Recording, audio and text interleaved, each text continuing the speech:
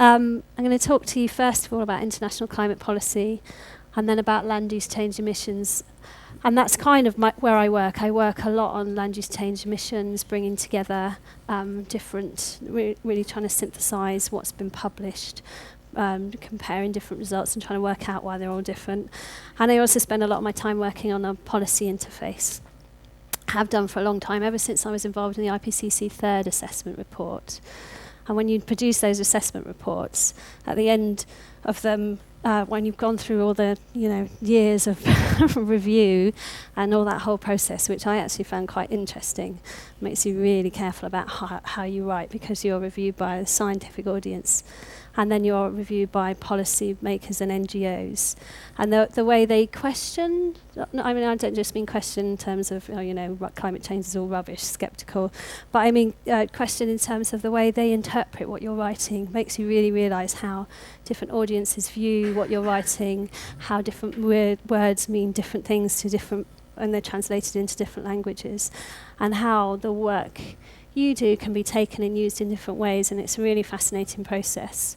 And then right at the end of all that, when we've got our final draft and it's all summarised into the summary for policymakers, that goes off to plenary, and that the summary for policymakers is agreed line by line with a room full of representatives from every government. So you have to maintain that the scientists are there, as well as small selection of the hundreds of authors are there to make sure that the science remains valid.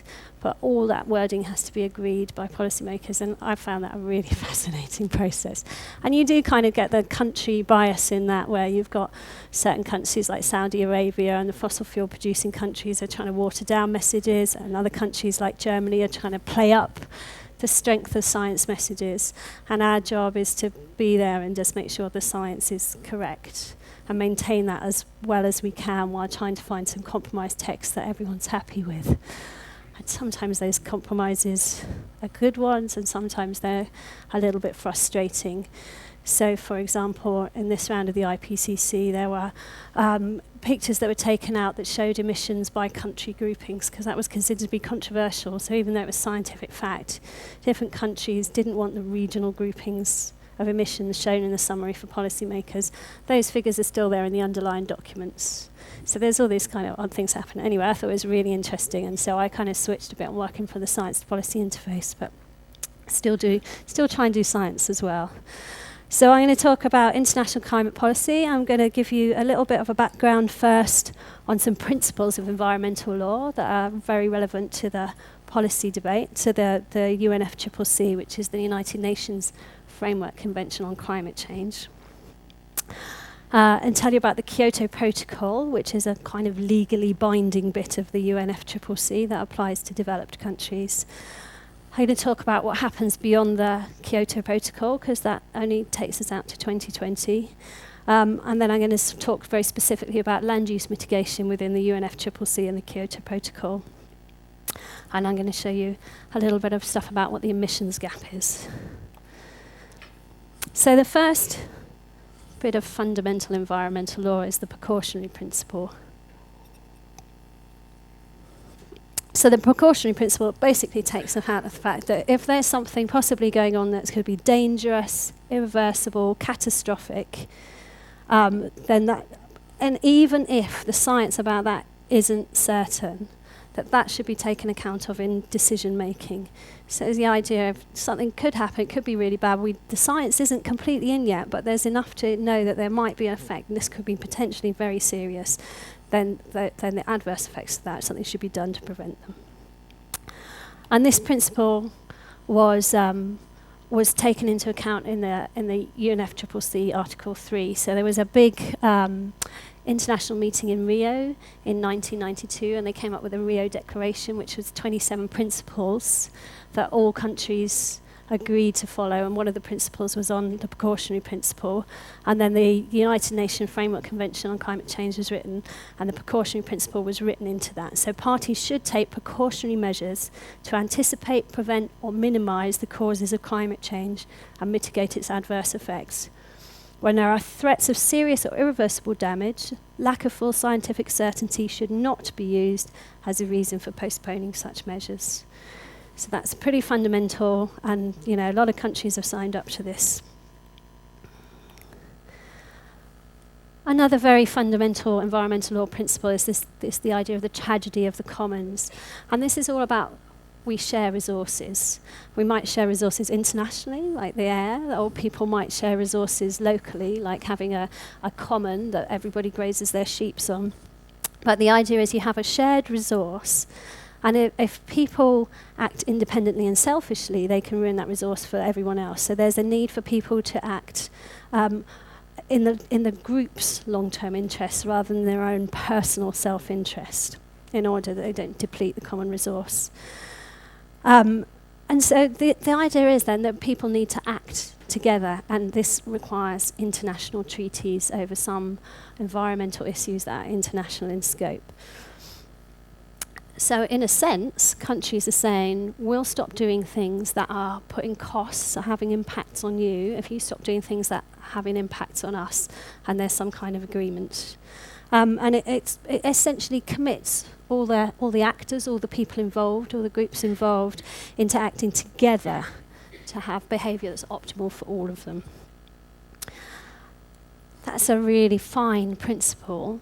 But the thing is, there's winners and losers in climate, so not all the costs are experienced equally. So there are people who pollute more, and the costs are experienced by different people more than the other way around. And so we've got different levels of impacts and different levels of responsibility for the causes, and that's what makes it quite a difficult problem. So this is a nice infographic that hopefully we'll get permission to keep using when it goes out on the public video for the talk. So this was produced by the US Energy Information Administration, and the size of the circles indicates the emissions from each country in the year 2009. It's an interesting year to pick, and because you can't quite see what they've written up here, I've written it out here.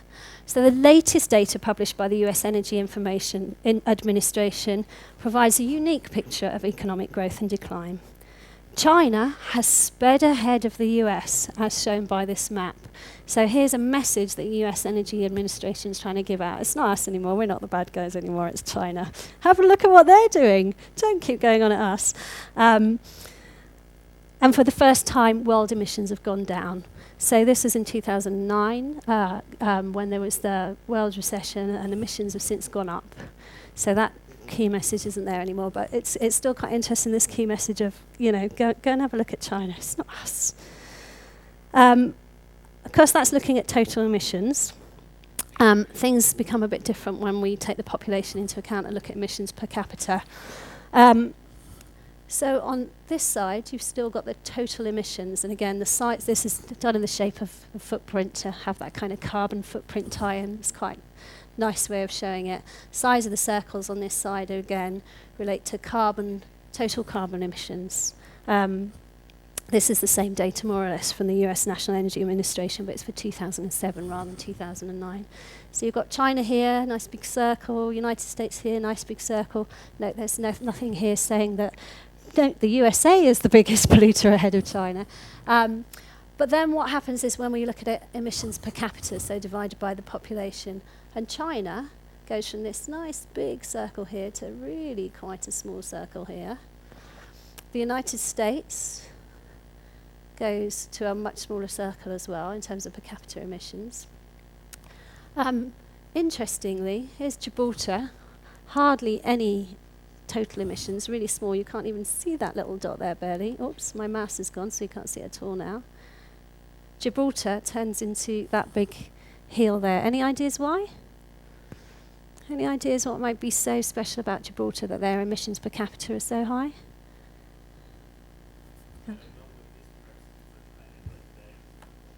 Absolutely right, yeah, that's absolutely right. Here's Germany, which goes to this dot here. And the UK, I did look up the UK, where is it? UK's gone from there to somewhere down here. Does that say UK? I can't quite tell. So anyway, quite a different picture when you look at it by emissions by capita. But this is still only part of the story. So this is still about emissions in 2007 or 2009. And there's a big historical component to emissions. So this figure's from Dave Mackey's book, Sustainable Energy Without the Hot Air. It's really about how we address the energy needs, and it's freely, you can download the whole book actually for free. But this takes account of the historical perspective and looks at emissions over 1880 to 2004. So over that whole historical period, this is showing you the average pollution rate in tons of CO2 per person, so the per capita emissions averaged over that whole period are along here, and then the population is along there. So if you times the per capita emissions by the population, the area of that graph gives you total emissions over the historical period. And so this gives you a better sense of where things stand. So the USA over that whole period, very high per capita emissions, and a smaller population than China with a massive population, but lower per capita emissions over that period. And it gives you a better sense of historical contribution.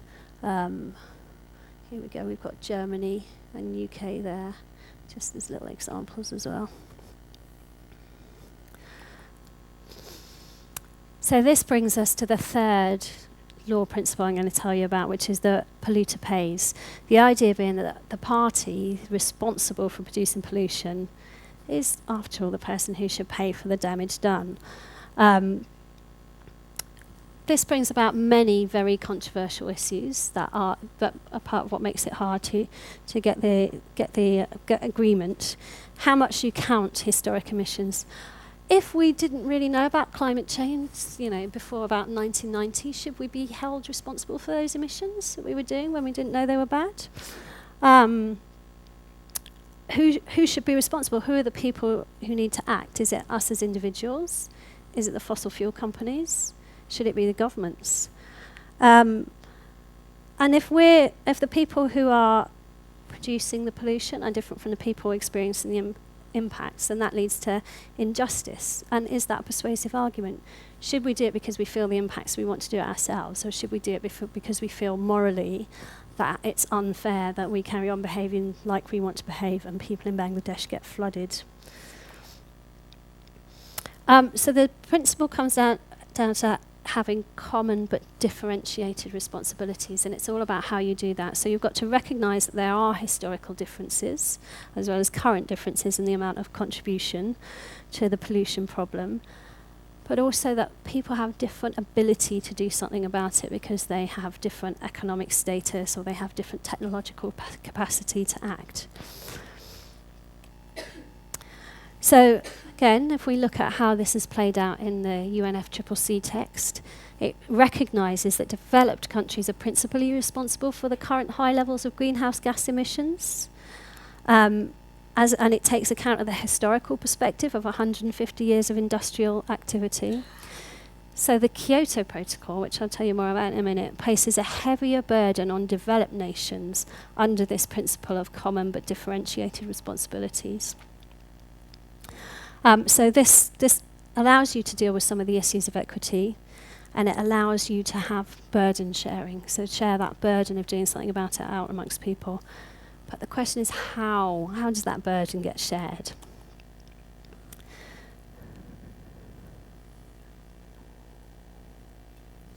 So I'll let you take that in a minute. This is a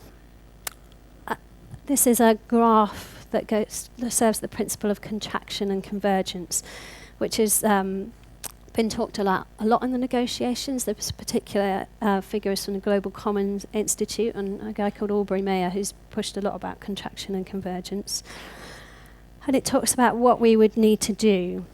In this case, this figure is what we'd need to do to limit concentrations of CO2 in the atmosphere or carbon equivalent. I don't know if this one's just CO2 or carbon equivalent, to 450 parts per million.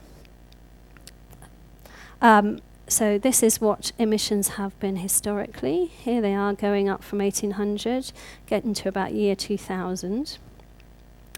And this is what would need to happen to emissions in order to limit the concentration to 450 parts per million.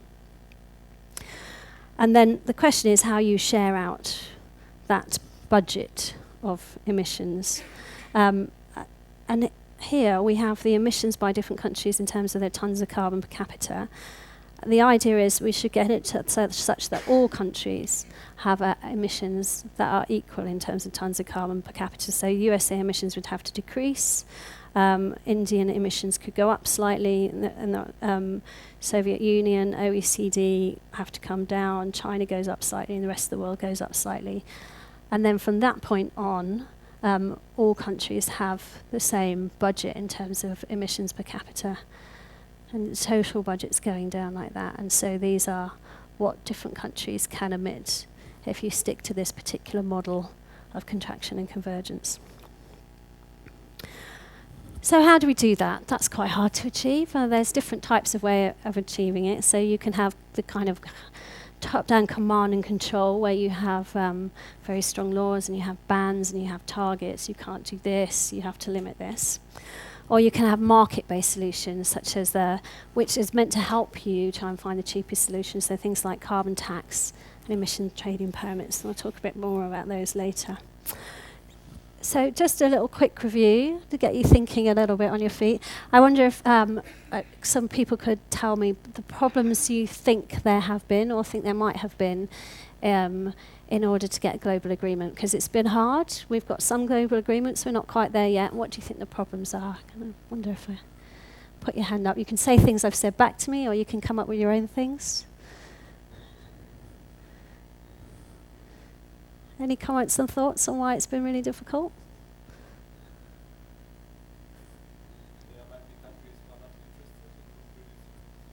Yeah, very good. So there's countries where actually they see it as a bit of a benefit right now. You know, all that CO2 fertilization, our crop productivity is going up. It's going to be a bit warmer. How nice. Yeah. Anything else?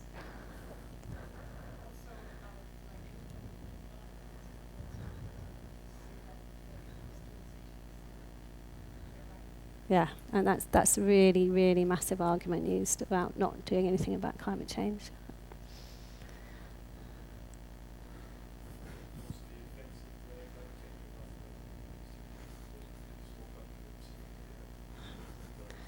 Yeah.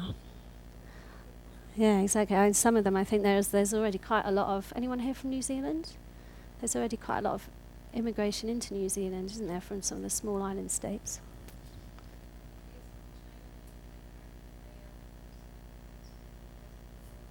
Yeah. Yeah, that's a very good point. And people are starting to produce those maps now of not just production emissions, but import-export emissions and consumption emissions. So, yeah, difference in values and beliefs, or the seriousness of the problems. Within countries, government can impose rules. But at the international level, there is no world government. The United Nations is not a world government. They're quite ineffective at being a world government. They can only encourage other governments to come together. Countries refuse to sign if it's too demanding for them, if they feel it might impact their economy. The costs of doing something about it compared to the costs of not doing something about it, which is all quite individual to your country, especially if the impacts aren't high and you're not feeling the impacts. The influence of your own domestic industry, of your fossil fuel industry, or in the case of Brazil, your forest, agriculture industry, it really puts lobbying pressure on, and you might change your policies or not change your policies. And there are wider policies here. There are issues around power, and perceptions of power have been very importantly in the negotiations, where smaller countries are now grouping together to feel they can give themselves more power and more of a voice. And that sense that this is just, developed countries again telling developing countries what they have to do. And issues of trade and competitions, that all kinds of complex political and socio-economic issues that make it very hard to get an international agreement. However, it's not entirely impossible. So there has been one very successful international agreement. The Montreal Protocol on substances that deplete the ozone layer is signed up to now by, I think just about every country. I can't remember the number, 197 countries, including each individual member of the EU. Kofi Annan said it's been the most successful international treaty. The Montreal Protocol came into effect in 1987, but 2 years prior to that, they already had a framework convention in place where it kind of set loose commitments and enabled something to start happening. And so developed countries started to do something. You've got this effect that the developed and the developing countries have differentiated responsibilities. So the developed countries have legally binding targets that limit production of ozone-depleting substances. Developing countries have 10 years grace before they have to do anything, and also they're supported with finance from developed countries and technology transfer in order to enable them to do something.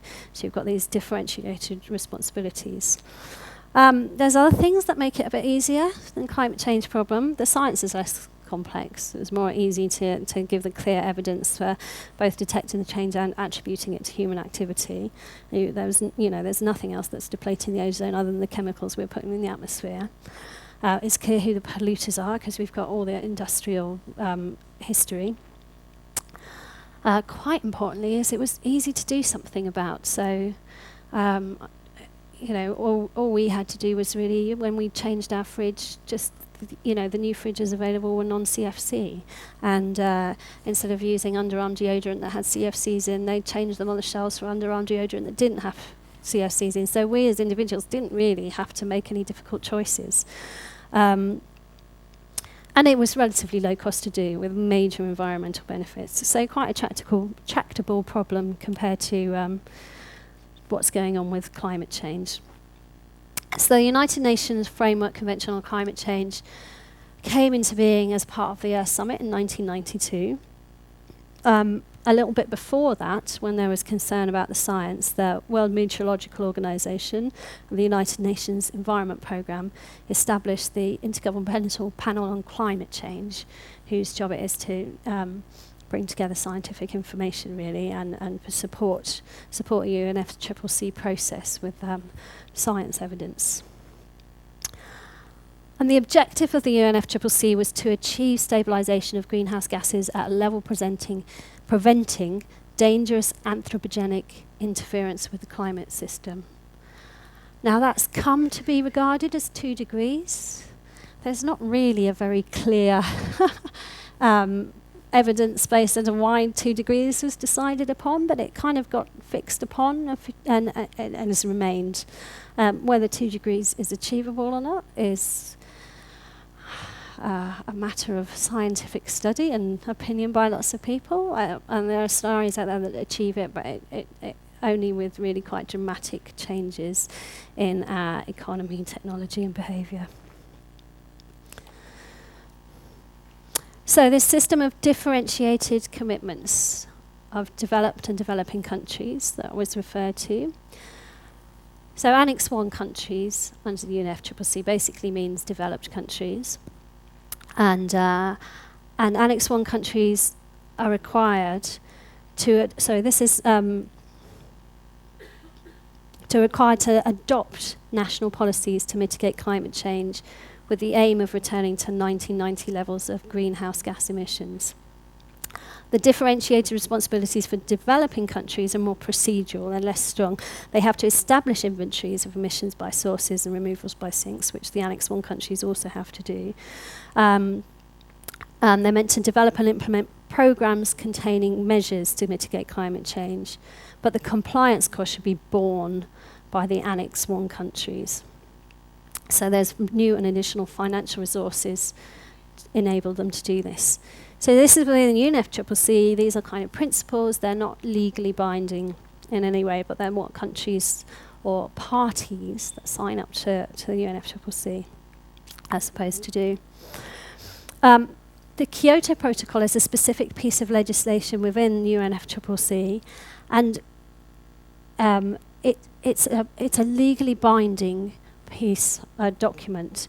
So signatories to the Kyoto Protocol are supposedly legally bound to do something with specific emissions targets. And so all the countries report under UNFCCC, report their greenhouse gas emissions, but Kyoto Protocol countries actually also account for them towards meeting specific targets that are meant to be legally binding.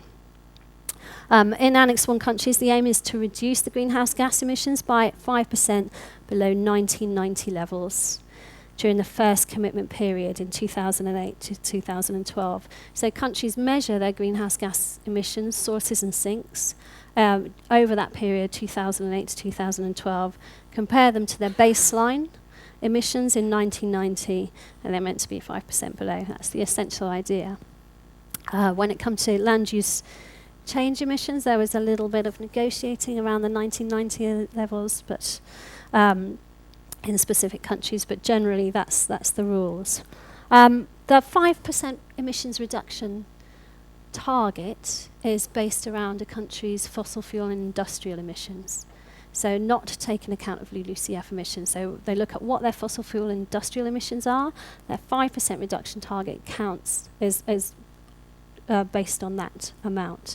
However, they can look at their LULUCF, land use change and forestry emissions, and count the emissions or sinks in that sector towards meeting their target.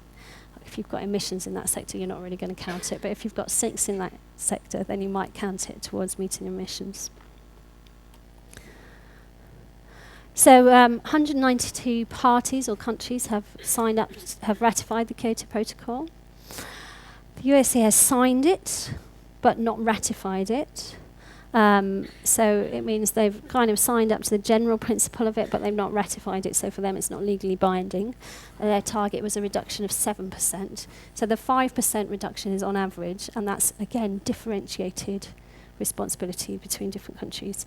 Canada had ratified, but then pulled out in 2012. Their target was a reduction of 6%. The EU, as a whole, have a reduction target of 8%, but within the EU, that's spread out between different countries, so different countries have different targets. Japan's is -6. I haven't put all in there, I just put some for illustration. In addition to you having to report and account for your greenhouse gas emissions, which is supposed to motivate you to reduce those emissions, there's a couple of flexible mechanisms. So the clean development mechanism is a kind of project mechanism. It enables developed Annex 1 countries to pay for projects in developing countries, and then the Annex 1 countries can then claim the credits for that. So you could theoretically pay for afforestation in Guatemala and claim the carbon credits. Actually, very few of the clean development mechanism projects are to do with the land use sector, about 1%. So a lot of them are about energy technology, solar panels, energy efficiency improvements. Joint implementation is a similar principle, but it's Annex 1 countries paying for projects in other Annex 1 countries. With a clean development mechanism, the issue will be when we try and bring all countries into an agreement post-Kyoto is then who claims the credits. So if you're paying for emissions reductions project in Guatemala, who can actually claim the credits? Is it you who's paying for it, or is it Guatemala? This is another kind of flexible mechanism, a way that allows you to do things cheaply and more flexibly and look for the cheapest solutions is around emissions trading, and this can happen between Annex 1 parties. So the idea being you've got your target for emissions reduction, and this can be divided into assigned amount units, so basically divvying up the emissions into different units. Now, some countries may have emissions credits, so their emissions reduction is actually greater than the emissions reduction that they had to do under their target. So their target might have been a 6% reduction in emissions. They might actually be achieving an 8% reduction in emissions, and that leaves them with some credits, and they can sell that credit to another country who isn't achieving its targets. And the idea is it becomes flexible, so you can do what becomes most economical in different places. The issue with that is that it doesn't promote countries to do something about it. If they've got the money to just buy emissions credits, they can fail to meet their target and buy emissions credits. It particularly becomes an issue because of something that's become known as hot air. Anyone heard of hot air in this context? It's quite nice. So the idea is, so for example, in the UK we had a big dash for gas. So we changed from burning coal to burning gas, as a result of which we're looking pretty good towards meeting our emissions targets. We're well below target. We're getting a bit closer because we've done the dash to gas now and we feel the effects of that, so we're kind of needing to look for new things, but for the moment we're in carbon credit, so we can happily go and sell off our emissions. However, we're not in carbon credits because the dash for gas was anything to do with climate change. It was because it was cheaper and Thatcher didn't like the coal industry and whatever political other issues you want to talk about. So in a sense, we're still not, it made us be lazy. We don't have to do anything about climate change emissions because we're in a good position, and we can sell our credits. Similar thing with Russia, with a drop in, with a economic collapse, and then becoming credit, and also moving to gas. So there's all these different reasons why countries might be in credit. But it's nothing to do with climate change, it's just hot air. It's going to happen anyway. It's hot air and you can sell your hot air credits on. So it's not really doing anything to help reduce climate change. So those are some of the issues. I'm going to cover a couple more in a minute. But I just go through the status of the negotiations, because the Kyoto Protocol came back in 1997. We had a first commitment period. The second commitment period's been agreed, was been 2013 to 2020, but that commitment period is over, and then what happens beyond Kyoto? And ever since the Kyoto Protocol was signed in 1997, there's been this ongoing process to start moving beyond that. It's all a very long process. So the COPs are conferences of the parties. Every year, all the parties that are signed up to the UNFCCC meet and negotiate. They have one big conference once a year, usually happens in December. You'll have heard of some of these, like Copenhagen, Bali was quite a famous one, Cancun. The most recent one is Lima, and the next one's in Paris next year. They do meet more often than this, but these are just the really big meetings when all the governments show up. They also have smaller meetings in between to resolve technical issues. So COP3 in 1997 was in Kyoto, hence the Kyoto Protocol. All of these, they like to kind of come up with a new name. So you've got your Copenhagen Accord, and that was in 2009. And the interesting thing for me about that was that RED, reduced emissions from deforestation and degradation, became included and started to be talked about. It actually happened a bit earlier in Bali, but it was when it was started to be in the framework. And different countries started to make pledges, and I'll come back to the country pledges in a bit. In Durban in 2011, there was quite a move forward in terms of agreeing to develop a new treaty that will be adopted in Paris next year. And so then there's been this build-up to trying to get the text of that new treaty in place and negotiate what that's actually going to look like. At COP18 in Doha, countries agreed to have a second commitment period of the Kyoto Protocol, and some countries signed up to it, but some countries didn't. COP19 was a little bit of a washout, and COP20 in Lima carried on with this idea of countries having pledges, which are now termed INDCs, or intended nationally determined contributions. So each country is meant to come up essentially with a pledge of what they're going to do, and they're meant to present those. The deadline was originally March, but it's slipped back a bit. But I think Sweden actually pledged, so they're the first country that's put in their INDC formally and put it in yesterday or this week. There was other things that happen at COP. So mitigation is quite a fundamental principle of UNFCCC. There was a very strong move in Lima to try and move away from mitigation to just consider an adaptation. So according to one of our colleagues who's a negotiator, one of the main successes of Lima was actually to get mitigation to stay on the table as being essential to the UNFCCC.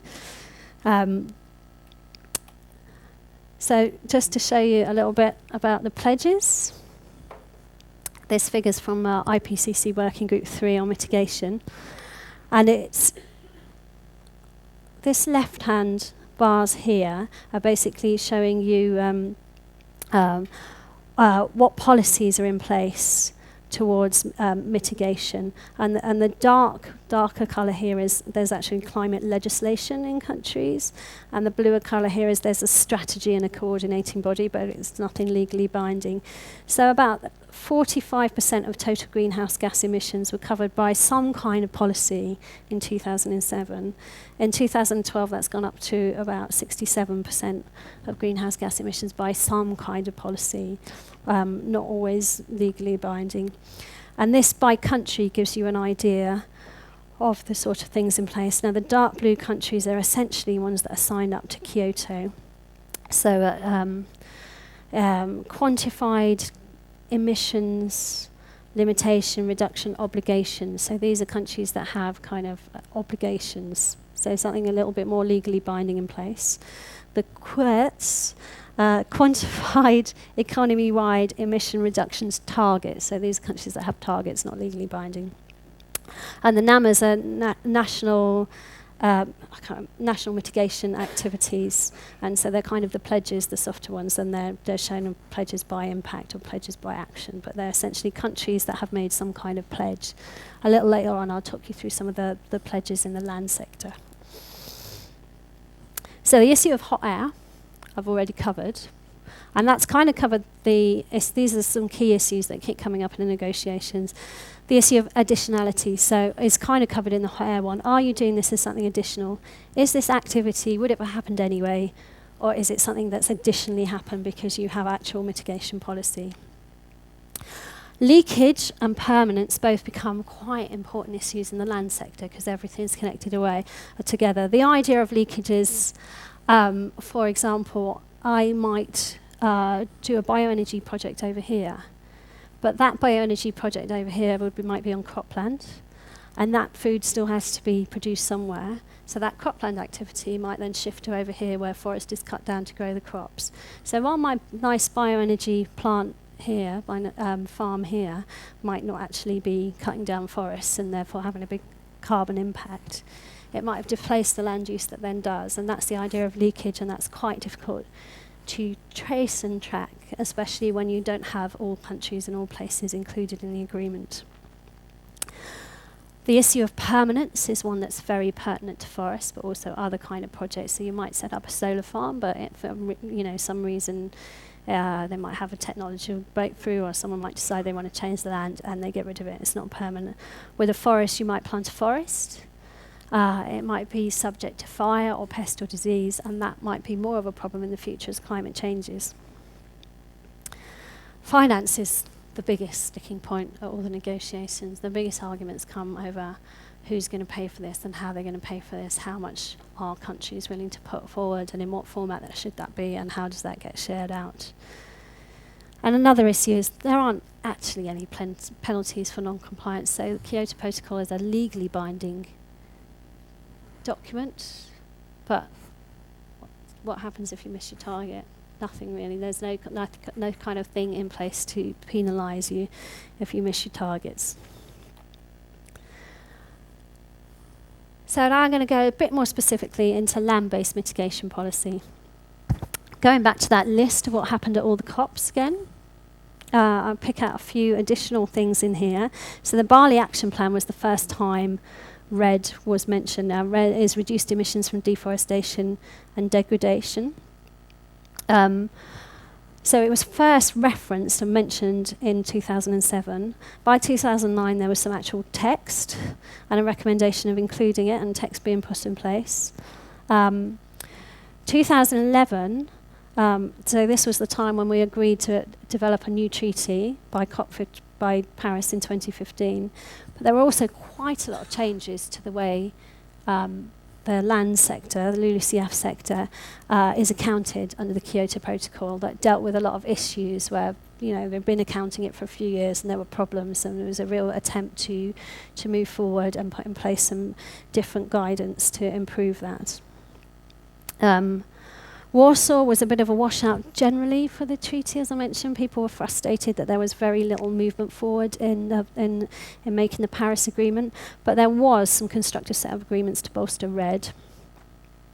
And as I mentioned, in 2014, we had the call for these INDCs for countries to make. So, mentioned before, the Kyoto commitments and targets are in reference to fossil fuel emissions, but you can count the LULUCF sector towards meeting those. So let's have a look at how that's done.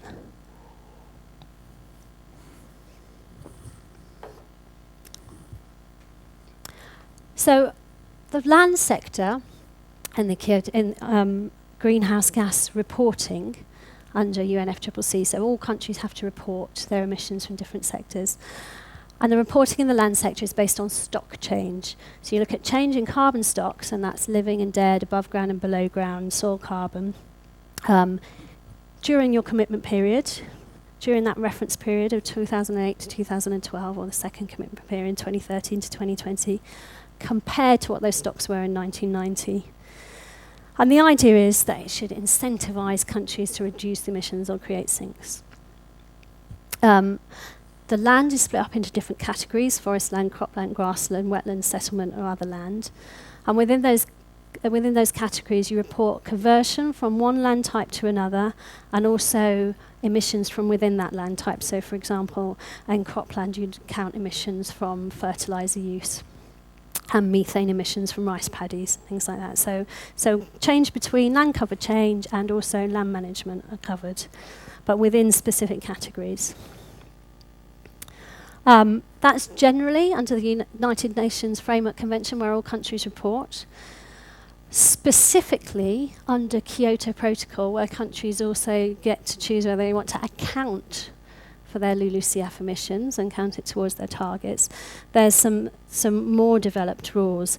So the reporting under UNFCCC is subject to guidance, which the IPCC has developed, and so is the accounting under the Kyoto Protocol. And so I've been involved in IPCC a lot of times in doing the assessment reports, and that's been fun, and I've liked doing it, and I've learnt loads of science. And if you ever get an opportunity to do it, it's great, and you learn a lot. But it does take up a lot of your time. But I do find it a fascinating process. For the first time this year, over the last few years, I got asked to be involved in rewriting the revised supplementary methods and good practice guidance arising from the Kyoto Protocol. So this is how you do the bean counting. And I thought, I'm not really sure I want to do this. I think it'll be a bit dull, but it'd be interesting to learn how it works. Okay, all right, I'll do it. And it's been a really different process, and I've actually found it very fascinating, because suddenly now you're not just kind of generally saying people have to do this and people are arguing whether there's climate change or not climate change. This actually talks about how you account for it, how you actually do the counting up the numbers. And suddenly countries really care. They really care individually, because how you make the rules could make quite a big difference to what their LULUCF emissions or sinks are. And so they get really involved. And when we wrote the document, there was actually very few scientists working on the document. A lot of them were people who worked within governments doing the reporting and accounting. And some of them were even sort of policymakers who weren't doing it, who were just kind of getting involved to make sure that they got their particular point across.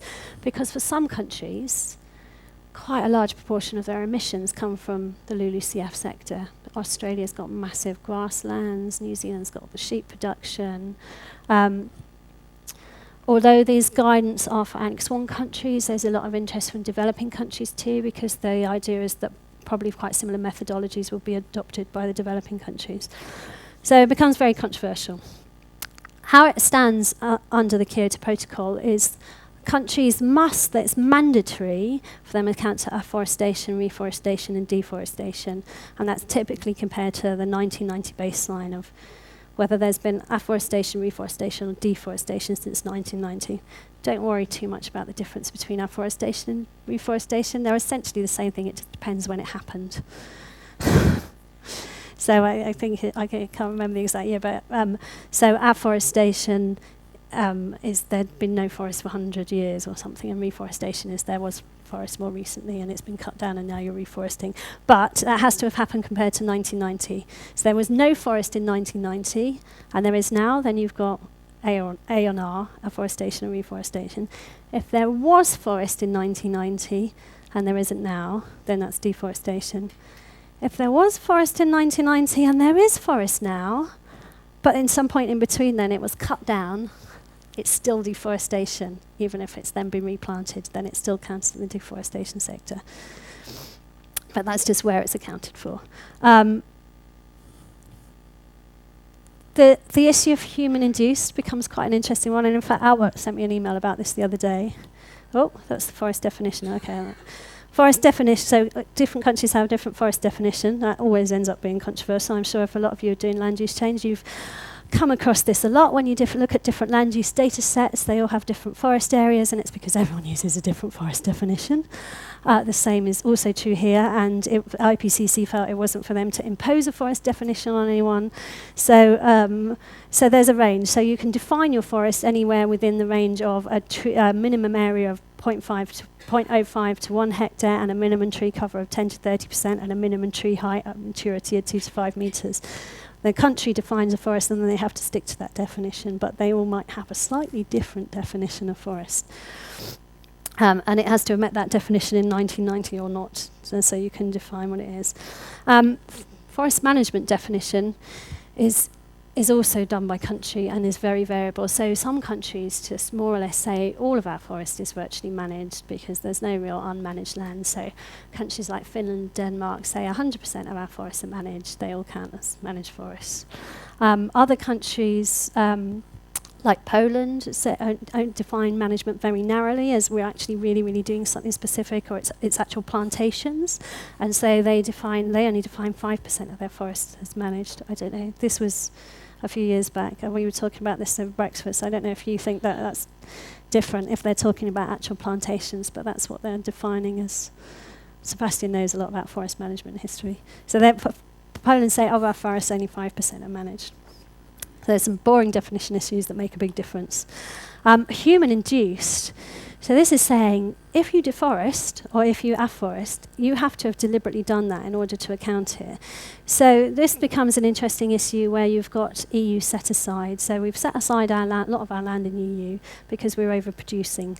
Can we count that as direct human-induced afforestation where the purpose of it was for mitigation or was for having increased carbon on that land? So the wording that came out was the relevant information is necessary to provide information demonstrating that activities are direct human-induced, and that could be documentation demonstrating decisions been taken aimed at planting or promoting or allowing forest regeneration. And this became very controversial. There's lots of reasons. We were talking about land abandonment in Russia and Eastern Europe for various political reasons, or in places it happens because of war, or it's just not economic to manage land. Can you count that as AR? Of course, countries want to. Even if it wasn't for that, they want to be able to count those things. If you've got a forest regrowth due to environmental change, like the expansion of the forest line with warming north or high up mountains, then you can't count that as human-induced AR. Similarly with deforestation, has to be human-induced, so if it's because of an environmental change and drought and you've lost your forest for that way, you shouldn't be penalised for that as deforestation. If there's natural disturbance, fire, then that's not really deforestation, providing you let the forest grow. However, if there happens to be a fire go through and you go, oh, that was handy, now I'm going to plant my crops there, and you've changed land use, then that is deforestation. So there's all these really different rules that countries have to abide by. Afforestation, reforestation, deforestation as this is mandatory. Forest management wasn't mandatory to account for in the first commitment period. It's become mandatory. And they've gone for account for it by reference level, which I'll come back to in a moment. In fact, I think with the next slide. So the idea of the reference level is a lot of countries have planted forests prior to 1990, especially in Europe and America. There's been lots of forest planting that has absolutely nothing to do with any kind of aim to mitigate climate. It just happened. And if you are just counting the stock increase in your managed forests, since 1990 to today, you'd have growth in these forests that were planted way before 1990. And so that means you end up with some potential winners who can claim, could be able to claim that credit because they've got carbon growth in their forests, and some losers where they're losing carbon from historical deforestation, or because where things are in the plantation harvest cycle. So you've got potential winners and losers, and you've got stuff going on in managed forests that's nothing to do with mitigation. You've also got the environmental impacts of, for example, slightly warmer climates and CO2 fertilisation. You shouldn't be able to claim those. So the idea is you should have a reference level. You should say, this is what my forest was, this is how it was managed in 1990, this is what was going on. This is what I would expect to happen to it if I didn't change management practice. I'd expect it to continue growing like this. I might change management then deliberately since 1990. My growth might be like this, so I might increase the stocking density or change the species. Then the idea of a reference level is you can claim that difference between what it would have done without change in management since 1990 and what it does, and now that's what you can claim, and it's still capped. And then finally, there are other sectors like croplands, wetlands, harvested wood products, which countries can choose. It's voluntary whether they choose to include them or not. So these are the sort of decision trees that decision makers go through, and I won't go through it in detail. It's just to give you an idea of, you kind of have to go, was the land covered by trees in the reporting year? So in my commitment period, are there trees? No. Were there trees in 1990? Yes. So there were trees in 1990, they aren't there. It's deforestation. Well, there weren't trees in 1990, and then there's a whole other load of decisions. Or, for example, is it covered by trees in the reporting year? Yes, it is. It's covered by trees in the reporting year. But was there D between 1990 and the reporting year? So had the forest been cut down and regrowth, then you're still reporting it under D. And you go through this whole range of different decisions to decide whether it's D or whether deforestation, whether it's afforestation, reforestation, whether it comes under forest management or whether it comes under other lands. And that's the sort of thing that we spend hours and hours arguing over in this document. Also to be aware of, different countries have different methodological capabilities and methods available, so they also apply different methods to do the accounting. Reporting even. So tier 1 methods are very country scale changes.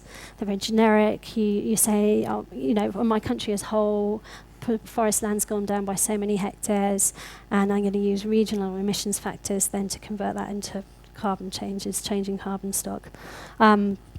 Tier 3 is when you've got very spatially explicit information and country-specific parameters. So I know this piece of forest here has been cut down, and I've got a pretty good idea of what its carbon stock is. I've got country-specific parameters of what that carbon stock is, and the soil carbon and the above-ground carbon, or you're using models. And Tier 2 is sort of in between the two. So it becomes quite hard sometimes to compare emissions from different countries. They're using different definitions.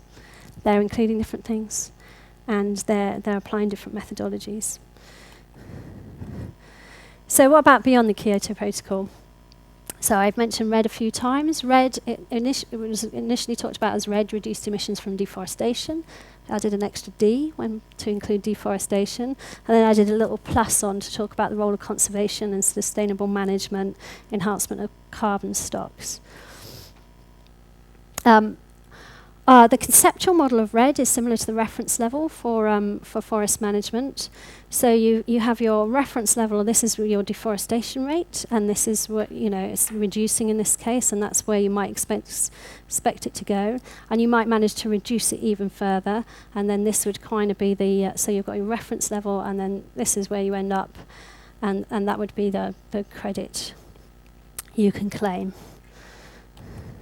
And here's a very specific example for Brazil. So Brazil's actually got a policy in place, the Brazilian Decree 7390, that required an 80% reduction in forests below the kind of average level between 1995 and 2006. And they were going to achieve that by 2020. So here are their historical emissions in red. Here's from where the law came in. This is the kind of baseline where emissions were going when the law came in. So this would be their baseline, was emissions in 2005. This is their target here, is the 80% reduction by 2020. And here you can see they're actually achieving slightly better than their target. And so they've actually outrun their target, but this would be the part they'd be doing credit for, would be here to the target or here to the even to the outrun. In fact, their deforestation rates have gone up slightly because they've had a lot of pressure from the agricultural lobbies, and so the laws are now not as strong as they were. And so here's some specific country pledges. So the Brazil pledge is there. They reduced deforestation in the Amazon region by 80%. They've also got a general emissions reduction pledge, reducing emissions in general by 36 to 39% compared to 2020. That range depends on finance. So without finance, they will only commit to, without lots of additional finance, they'll only commit to 36% reduction. With finance, 39%. Similar thing in Indonesia. If you look below, they've got a range of 26 to 41% reduction. And again, that's largely dependent on whether they receive finance. Indonesia is not specific about how they're going to achieve that, but since 80% of their emissions come from the LULUCF sector, you would imagine they would have to do something in that sector. Things happen about it. China, again, they have a general emissions reduction, which is reduce emissions per unit of GDP by 40 to 45% in 2020. And they're very specific about some measures, including afforestation of 40 million hectares and increasing the stock in forests they've already had, increasing the carbon stock of those forests by 1.3 billion meters cubed. Argentina's got a pledge about bioethanol and biodiesel. Australia's got a pledge of reducing emissions in general by 5 to 20%. Again, LULUCF is responsible for 25% of emissions, of their emissions, so it could be an important sector for them. Oop. So lastly, I'm going to move on to the emissions gap report that looks at these pledges. So there's really asking question of, are these pledges enough to meet 2 degrees targets? These pledges have been coming out all the time. As I said, they need to produce their pledges, INDCs, very shortly. But there's lots of different groups that look at the pledges that are already out there. And this information is all pulled together in GAP report. So the GAP report starts by saying what emissions are necessary to reach 2 degrees. So what would the emissions reductions have to be to stay within 2 degrees? And it deals with this idea. It's looked at this here from the point of view of the trillion ton. Has anyone heard of the carbon budget and the trillion ton? A few nods, most not. So the idea is that there's an amount of allowable emissions to stay within 2 degrees. And that's quite limited. It's particularly dependent on the long-lived greenhouse gases like carbon dioxide, because a third of the carbon dioxide we emit stays in the atmosphere for millennia. But the target also includes other greenhouse gases. And so we have an available carbon budget of 2,900 gigatons that we can emit from the 19th century onwards in order to stay within 2 degrees.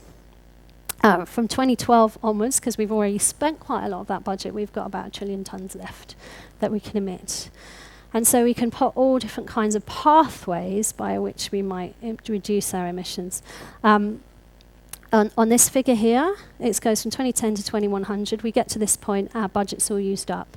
We've got quite high emissions, our budget's all used up, so we've got this budget overshoot. So if we still want to be on target in 2020, we need negative emissions. And that's going to be an important point I'm going to come back to in the next lecture. If we don't overshoot quite so badly, we manage to control emissions a bit more, our budget overshoots less, we've got lower negative emissions.